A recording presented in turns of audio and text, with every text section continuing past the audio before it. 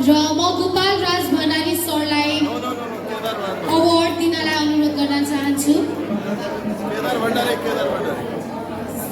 So sorry, Kedar Bhandari सरलाई award दिनलाई अनुरोध गर्न चाहन्छु। म नयाँ भएको कारणले कसैलाई चिनिन, सो नाम तलमाथि हुँदाखेरि आई एम भेरी सरी है।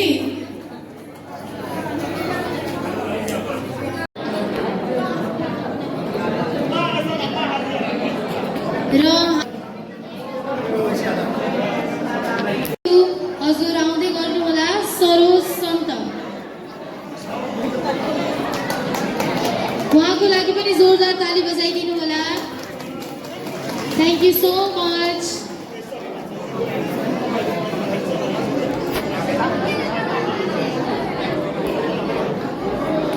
र म स्टेजमा छविनाथ रिजाल सरलाई बोलाउन चाहन्छु।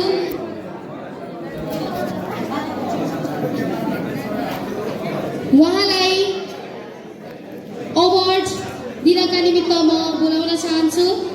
र नेक्स्ट अफ हाम्रो हुनुहुन्छ Dinesh Kumar Mehta, pharmacist of the year 2025 Sunsari Nepal.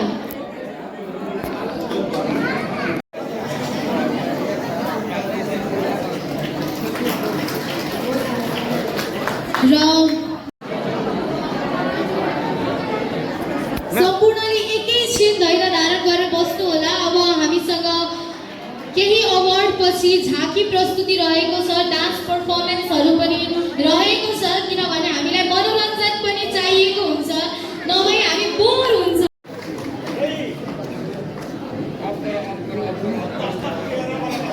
Award, I'd like to invite you on this stage Jai Ram Yadav Yaduvanshi, Actor of the Year 2025, Janakpur, Nepal. Jai Ram Yadav Yaduvanshi sir, Actor of the Year 2025, Janakpur, Nepal.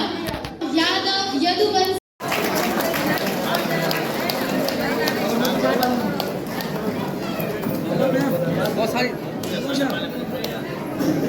Side आइदिनुहोस् न, side आइदिनुहोस् न।